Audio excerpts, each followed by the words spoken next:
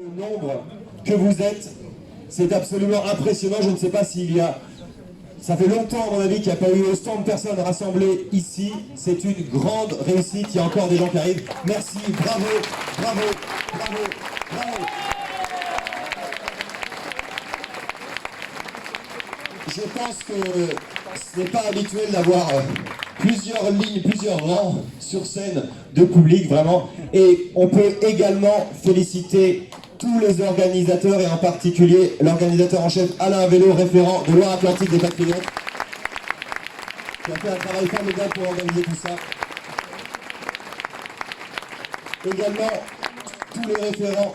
Également tous les référents qui ont contribué à faire venir du monde et qui, pour certains d'entre eux, sont ici. Je vois des Bretons, des personnes des Pays de la Loire, des personnes de Normandie. On peut applaudir tous ceux qui ont fait venir du monde.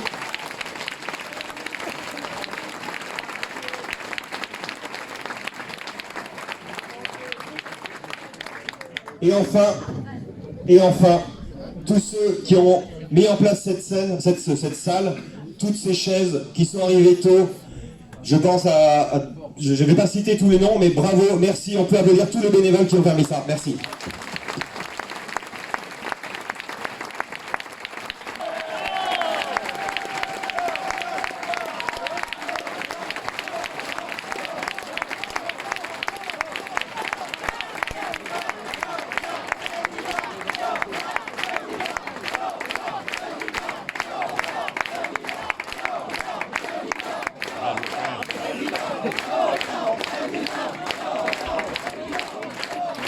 C'est ballot.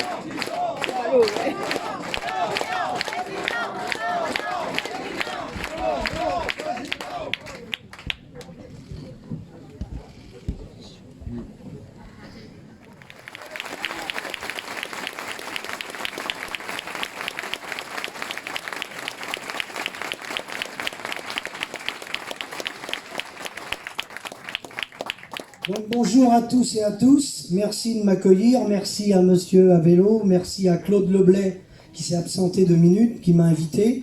Donc moi j'interviens, je suis en tant qu'indépendant, donc on m'invite des fois dans d'autres meetings en tant qu'indépendant, pas beaucoup chez madame Pécresse ou monsieur Macron, parce que vous allez voir quelle sera ma conclusion. Donc je vais essayer de faire court, parce qu'on m'a demandé de faire court. Donc en gros, le monde agricole, il a été en cogestion avec la FNSEA après-guerre, parce qu'on a demandé aux agriculteurs de relever la France et de produire. Je vous rappelle qu'il y avait des tickets de rationnement jusqu'en 1952. Et donc, pour ceux qui ne connaissent pas l'agriculture, il y a eu une cogestion avec le seul syndicat qui était en place à l'époque et qui a mis la main sur le foncier à travers les commissions des structures. C'est pour ça qu'ils ont été puissants, malgré qu'ils représentent que 26,22% des paysans aujourd'hui, d'après les élections. Mais ils détiennent tous les corps agricoles.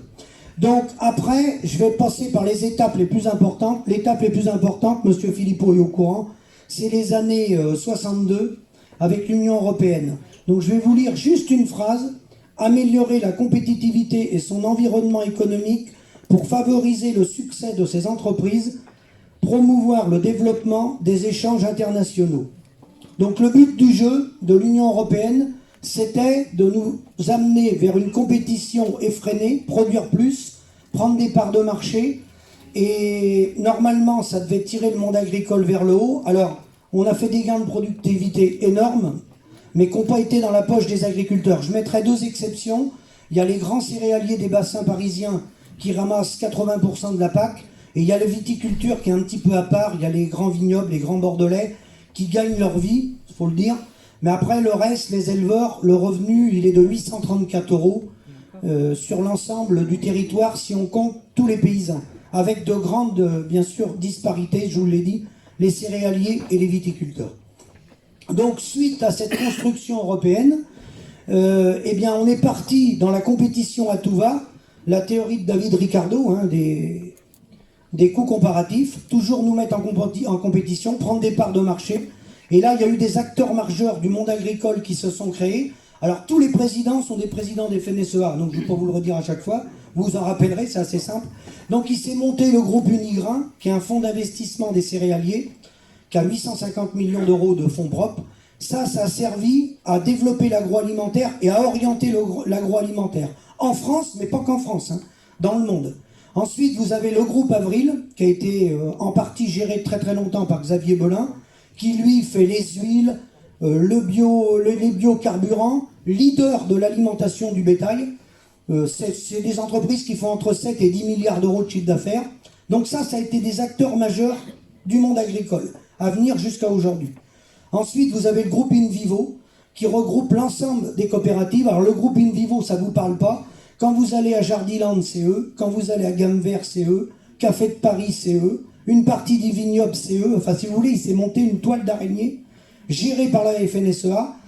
Et ce qui va sans doute vous frapper, c'est que les 3 entreprises dont je vous ai parlé, Unigrain, Avril, InVivo, sont en cogestion avec l'État. Quand je vous dis en cogestion avec les pouvoirs politiques, c'est-à-dire qu'ils font des investissements en partenariat avec la Banque publique d'investissement de la France et même la Banque publique européenne, la Banque publique d'investissement européenne. Donc c'est pour vous dire comment c'est noyauté avec les politiques.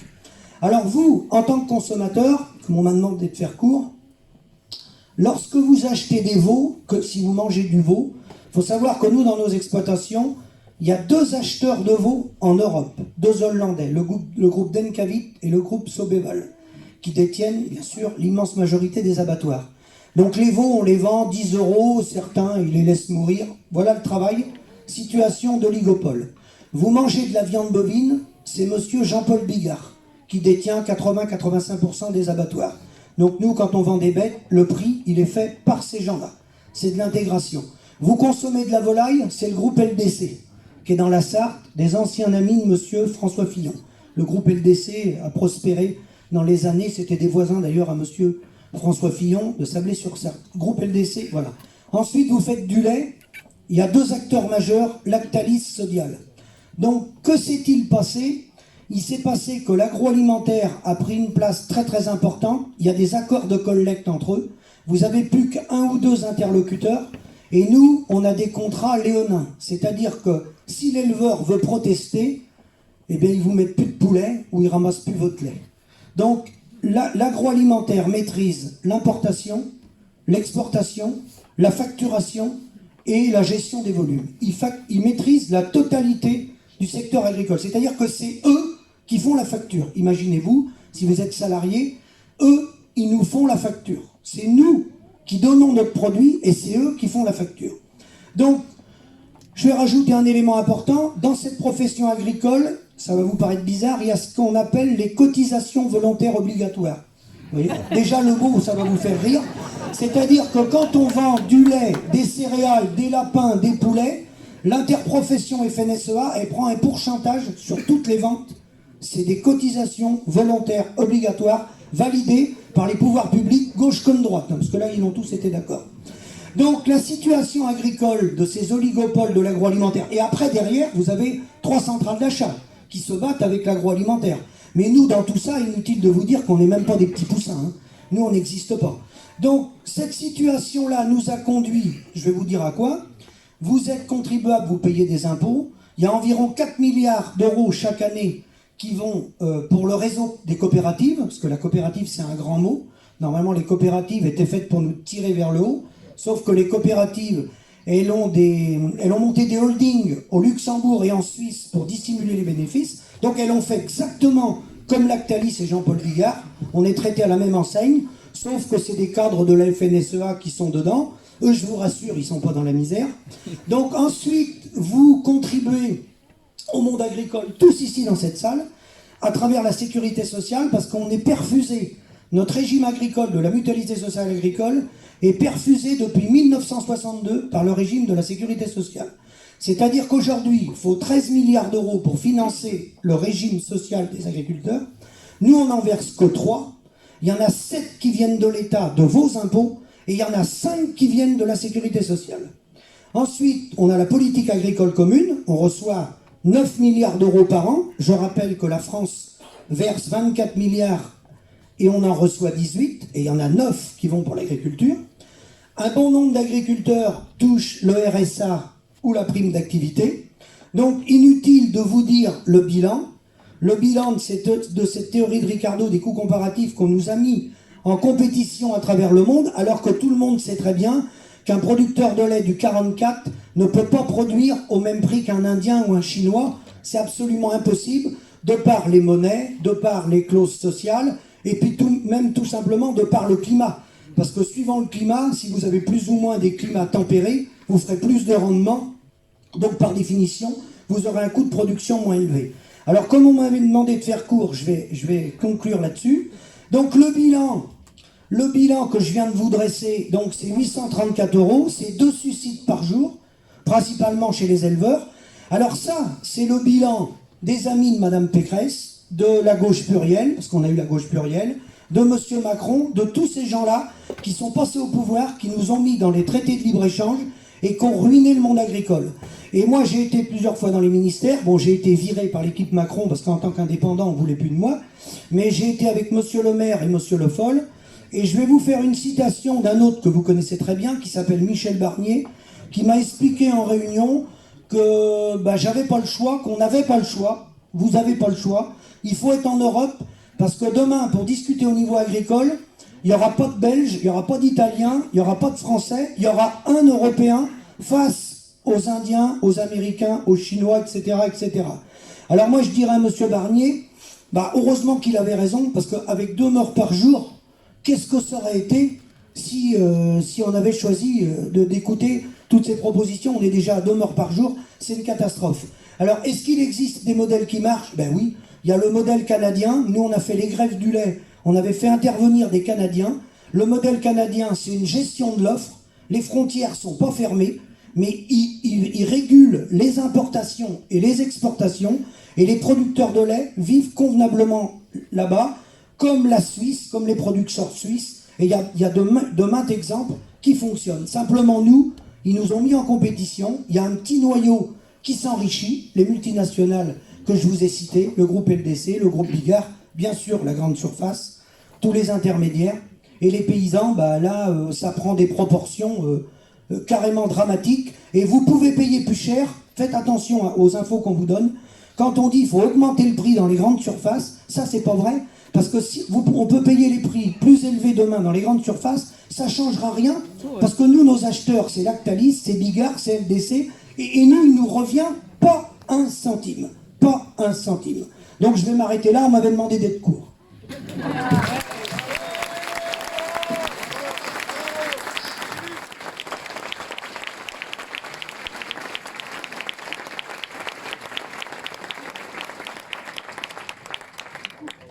Très bien, bonjour à tous et à toutes. J'espère que vous m'entendez. Je remercie Monsieur Avello et Monsieur Leblay de me donner la parole. J'interviens en tant que riverain, j'interviens en tant que riverain. J'habite Guémené-Pinfo, donc à 10 km d'ici. Et je me suis rendu compte par hasard, suite à l'implantation d'un mât d'éoliennes, d'un mât de mesure préalable à l'implantation d'éoliennes, que 2 sociétés canadiennes souhaitaient travailler sur l'implantation de 26 centrales éoliennes. 26 centrales éoliennes sont des entreprises canadiennes qui sont rattachées à des fonds de pension, donc qui vont servir à financer des retraites au Canada. Et c'est donc là, en tant que témoin et en tant que lanceur d'alerte, que je suis devant vous. Vous dire que ce projet d'éolienne, il intervient dans une zone protégée, dans une zone agricole, avec des monuments historiques, avec des chapelles, des châteaux, des forêts, la forêt de Juzette et la forêt du Gard, qui sont vraiment 2 poumons verts. Et cette emprise au sol s'implanterait sur 600 hectares. On parle là de l'implantation de 16 à 26 éoliennes qui mesureraient 200 mètres de haut. Pour vous donner un ordre d'idée, 200 mètres de haut, c'est la taille de la tour Montparnasse. Alors bien sûr, ce sera moins large que la tour Montparnasse, mais 200 mètres de haut, situé sur les hauteurs de Guémené en direction de la route de Blain et en direction de la forêt du Gavre, ça sera visible de partout. Quelle horreur. Au niveau de la mairie dit officiellement s'opposer à l'implantation d'un parc éolien. Sauf que lors du dernier conseil municipal, début décembre, le conseil s'y opposait, mais nous n'avons à aucun moment été informés de l'implantation de ce mât de mesure. Elle ne nous en a pas informé donc, et c'est pourtant la première fois, justifiant qu'aucun projet n'avait été mené à bien à ce jour sur la commune, mais c'est la première fois qu'un mât de mesure est implanté chez nous. Donc on doit rester vigilant, on doit rester mobilisé, parce que l'éolien, ça n'est pas une obligation, c'est juste un choix énergétique parmi tant d'autres. Il ne faut pas oublier que la programmation pluriannuelle de l'énergie, qui est un peu la feuille de route de l'Europe et de la France par rapport à ça, prévoit de doubler la capacité du parc d'énergie renouvelable et du parc d'éolien entre 2017 et 2028. À ce jour, il y a 8000 éoliennes en France réparties sur 1300 sites. Ce sont souvent des sociétés vampires qui, en lien avec le ministre de la dite écologie, Madame Piambili, ont un projet d'implantation vraiment monumental sur le territoire national. C'est justifié par la volonté de répondre aux besoins de la transition énergétique pour combattre le dérèglement climatique. Mais remplacer l'énergie nucléaire par des énergies renouvelables n'est pas forcément la meilleure façon de combattre ce dérèglement climatique, et ça, il faut le dire aux Français. C'est important de rappeler que ces énergies, elles sont pas si écologiques que ça, loin s'en faut. Une énergie dite renouvelable, concernant l'éolien, c'est une centrale qui va tourner globalement 23% du temps, d'accord, quand le vent souffle de 14 à 70 km/h. Au niveau paysage, au niveau du socle, c'est un trou de 10 à 20 mètres de diamètre, avec 25 à 35 tonnes d'acier. Au niveau du béton, c'est 250 à 400 mètres cubes de béton par éolienne. Alors j'ai fait un calcul, un camion, une grosse toupie, c'est 14 mètres cubes. Donc au global, si nous atteignons le chiffre de 28 éoliennes, ce sera 750 camions qui vont circuler sur nos routes avec l'impact écologique que l'on connaît pour déverser tout ce ciment, tout ce béton. Après, ce sont des centaines de litres d'huile lourde, et ce sont également des terres rares. Et les terres rares, c'est une pollution qui est tout simplement délocalisée. Le caractère peu écologique est fondé au niveau des fondations, et prouvé au niveau des fondations, mais il y a également tout l'aspect recyclage qui est complètement absent, puisque les pales, on est obligé de les enterrer, on est obligé de les broyer. Ça a un bilan carbone qui est terrible. Juste vous dire que ce sont des énergies qui sont intermittentes. Donc à chaque fois que l'on implante un parc éolien, on est obligé d'implanter l'équivalence en énergie pilotable, d'accord, de même puissance. Le nucléaire, le gaz ou le charbon. Et le charbon et le gaz émettent du CO2. La croisade aveugle contre le CO2 est suicidaire pour notre économie et pour notre souveraineté. C'est vraiment important de garder ça en tête. Ça met à mal notre compétitivité et celle des autres pays par rapport aux autres pays du monde. On se souvient tous du choix de l'Allemagne qui a vraiment arrêté tous ces réacteurs nucléaires et qui a misé sur l'éolien à tout va et à tout prix. Du coup, ils ont un bilan au niveau du CO2 qui est monstrueux. Ils ont un des prix de l'électricité qui est le plus élevé d'Europe et selon les vents, ils nous envoient toutes les particules fines de charbon. Enfin, j'aimerais vous dire que c'était vraiment un phénomène d'encerclement et de saturation visuelle. 70% des projets éoliens sont maintenant attaqués en justice. C'est important de garder ça en tête. Les riverains prennent progressivement conscience de l'impact que ça a sur les habitations. En France, depuis 2011, la distance pour implanter des éoliennes a été ramenée d'1 km à 500 mètres. C'est 1,5 km en Angleterre et en Allemagne, c'est 2,5 km aux États-Unis. Et il faut savoir que c'est le préfet qui va décider lui-même de façon arbitraire de l'implantation entre les logements d'habitation et le mât des éoliennes. Les nuisances sont avérées, aussi bien pour les hommes que pour les animaux. Imaginez 40 clignotements rouges, blancs ou rouges par minute. Un bruit sourd lancinant qui va revenir à chaque fois que la pale passe devant le mât. Même au niveau du code des impôts, ça y est, c'est dans le code des impôts. Les codes des impôts a décrété que vous subissez un préjudice quand vous avez des éoliennes qui s'installent près de chez vous, et du coup, vous allez avoir un rabais sur la taxe d'habitation et sur les taxes foncières que vous allez payer. Chose importante, au niveau de votre habitat, votre maison va perdre entre 20 à 40% de sa valeur. Donc ça, c'est dramatique. Bien sûr, certains vont juger que c'est une dépréciation qui est arbitraire, qui est à étudier et discutable. Enfin, vous dire que c'est vraiment un écolo-business. Les entreprises d'éoliennes signent un contrat avec EDF, un contrat qui leur garantit un chiffre d'affaires fixe pendant 20 ans. C'est un tarif qui est négocié au-dessus du prix du marché. Et bien sûr, je pense que beaucoup parmi vous ici aimeraient avoir un chiffre d'affaires garanti, quoi qu'il arrive, pendant 20 ans. Ça n'existe dans aucun autre domaine d'activité. Et tout ça, c'est pour souvent enrichir des fonds de pension. Enfin, nous, en tant que citoyens, en tant qu'urbains, en tant que personnes qui vivent en ville, nous contribuons systématiquement à payer ce massacre que contribue l'éolien avec les taxes qui sont prises sur la TIPP et sur la CSPE. Vous regarderez en bas de ligne sur votre facture d'électricité, c'est indéniable. Il ne faut pas oublier que c'est une dénaturation également au niveau de l'environnement, au niveau de la faune, au niveau de la flore. hein. Nous avons une ferme à Nozay, la ferme des 4 seigneurs, qui a vu son cheptel mourir avec des des problèmes de malformation au niveau du bétail, au niveau des vaches. Donc c'est vraiment un écolo-business qui se cache derrière une pseudo-écologie, c'est une escrologie. Ça n'est pas si vert que ça n'est pas si vertueux que ça, et c'est vraiment un monde opaque. Ce sont des mercenaires de l'éolien qui souvent sont de connivence avec les mairies et qui souvent participent à des prises illégales d'intérêt avec des élus locaux et qui ont des manières commerciales qui sont à la limite de la légalité. Enfin, je veux juste vous dire que le gouvernement Macron a fait, le 8 décembre, a voté une loi à l'Assemblée pour supprimer le droit de veto aux maires. Jusqu'à présent, depuis 2015, le Sénat avait accordé aux maires la possibilité de s'opposer à un projet d'éolien. Et bien, le 8 décembre 2021, l'Assemblée nationale a retiré ce droit aux maires de s'y opposer. Ce qui veut dire qu'un maire peut valider ou invalider un cabanon de jardin ou un poulailler, mais il ne peut pas invalider un projet d'éolien qui va littéralement dénaturer le paysage. Voilà. Je vous laisse. Le combat que nous menons à Guémené va vous concerner tous, tôt ou tard, que vous soyez, quelle que soit la région dans laquelle vous serez. Un grand nombre de communes s'allient et essayent de se bouger pour mettre un terme à ces projets éoliens. Il est important de reconquérir et de libérer nos territoires. Ça, c'est vraiment important. C'est un projet qui dévalorise et qui artificialise le sol. Merci, je serai à votre disposition pour vous renseigner si vous voulez. Merci beaucoup. Et merci. Monsieur Philippot, je m'adresse à vous. Bonjour et merci de nous permettre, avec mon collègue Philippe, d'aborder le sujet agricole. Comme vous l'avez vu, moi je ne prépare rien, j'écris rien. Ce que je sais, je l'ai là. Mais je le sais bien. Je suis coprésident du SAMU social agricole national. Qu'est-ce que c'est que cette bête, vous allez me dire? C'est pas compliqué. On est une poignée de bénévoles qui, chaque jour, je dis bien chaque jour, dimanche compris, allons à l'encontre de gens qui sont dans une merde terrible.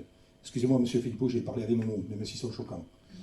Quand je dis une merde terrible, on sait ce que c'est que de remplir la voiture de provisions et de partir le dimanche matin en catastrophe pour porter à manger un agriculteur qui n'a plus de quoi dans son frigo.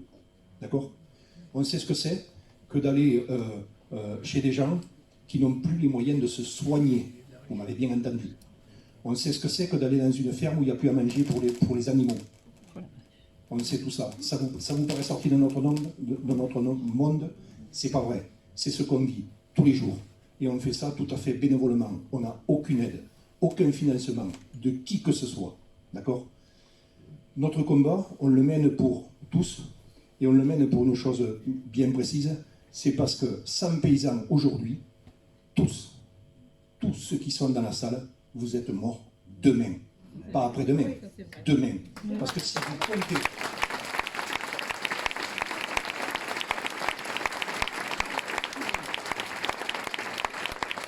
Si vous comptez sur... mais non, t'inquiète pas, ça va venir de l'étranger, ça viendra pour moitié prix. Faux les mecs, vous n'avez rien compris, je vais vous dire pourquoi. C'est parce que le jour où on ne sera plus en autosuffisance, même si on n'est plus tout à fait, qu'est-ce qui va se passer? Eh bien c'est que le truc qui vaudra 2 balles, il en vaudra 4, et puis il en vaudra 8, jusqu'à ce que vous creviez de faim. C'est comme ça que ça va arriver, d'accord? Voilà.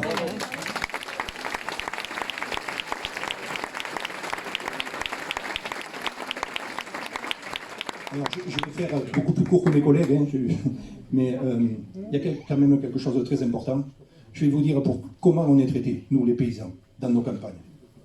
Vous voyez, j'ai un truc à la main, vous savez tous ce que c'est. Vous savez ce que c'est ça? C'est une carte d'invalidité. Vous savez pourquoi je l'ai? Je vais vous dire pourquoi je l'ai. Parce qu'il y a 25 ans, la MSA, d'accord? Vous savez tous ce que c'est la MSA. C'est votre sécurité sociale, c'est votre... Voilà, hein, d'accord? Ces gens-là, eux, ils vous appellent des cotisations qui sont fixées par l'État sur une règle complètement déraisonnée qui fait que, à l'époque, je payais 24 à 25 000 euros de MSA, d'accord? C'était un franc, mais ça revient à ça. Je peux le démontrer. Et quand vous ne pouvez pas payer, vous savez ce qui se passe? Eh c'est que la même journée, on vient tout vous saisir. La même journée, on est venu me prendre mes aides PAC. On est venu saisir mes bêtes. On est venu saisir ma ferme. Et les comptes en banque, bien sûr. Ça veut dire que le soir même, vous n'avez plus rien. Et là, il se passe quoi? Eh bien, il se passe que vous avez perdu votre vie. Vous avez travaillé pour rien. D'accord? Vous êtes ruiné. Complètement ruiné. Et là, Il y a un petit con qui s'appelle Bini, qui habite dans le Gers. C'est moi-même, d'accord? J'ai tenu bon contre la MSA. Et je leur ai dit ce soir, les gars.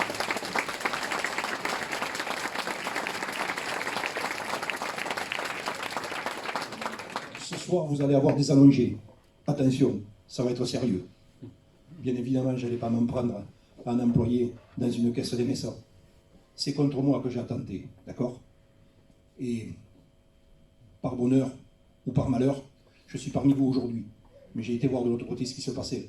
Je suis resté 4 jours en réanimation, j'ai perdu la parole et j'ai perdu tout ça. Ça a été très très dur pour me sortir de là. Et au sein de notre association, il y a un collègue qui, lui, s'est pas dégonflé. La première des choses, avant de venir voir où c'est que j'en étais, il est allé au tribunal, il a dit là, il faut me prendre une plainte pour non-assistance à personne en danger, d'accord? Contre la MSA. Le proc a dû la prendre, et là, les choses ont commencé à évoluer. Et bien, vous voyez, comme par hasard, il a existé en France un protocole d'accord pour régler une dette entre un paysan et un organisme qui s'appelle la MSA. Il n'y en a pas eu 2, il y en a eu un. C'était le mien. J'ai eu 15 ans pour les payer, d'accord? Et je n'ai eu aucune dépôt de bilan, redressement, liquidation, machin, rien du tout. Ça veut dire que c'est possible. Et c'est pour ça aujourd'hui qu'on se bat, pour sauver des paysans. Parce que, je répète, mais sans nous, ça va être difficile, d'accord? Donc, hier en venant, j'ai expliqué à mon collègue Philippe, n'ayez pas peur, j'ai expliqué à Philippe, je jouis tout seul dans ma voiture. Je vais vous dire pourquoi. Il n'y a pas très longtemps, on était encore reçu par un préfet qui faisait des siennes, dans le Cantal, pour ne pas le citer, et qui avait tâché de couper la tête à un paysan, en lui faisant perdre toute son intégrité. On a pris le dossier en main. Je répète, on n'a aucun moyen. On a un juriste qui est exceptionnel, qui s'appelle Guy Serres, qui est dans le Gers. Et après, on est 4 ou 5 à serrer les dents un petit peu. Eh bien, ce préfet, on l'a fait mettre à 4 pattes. Et tout ce qu'il a...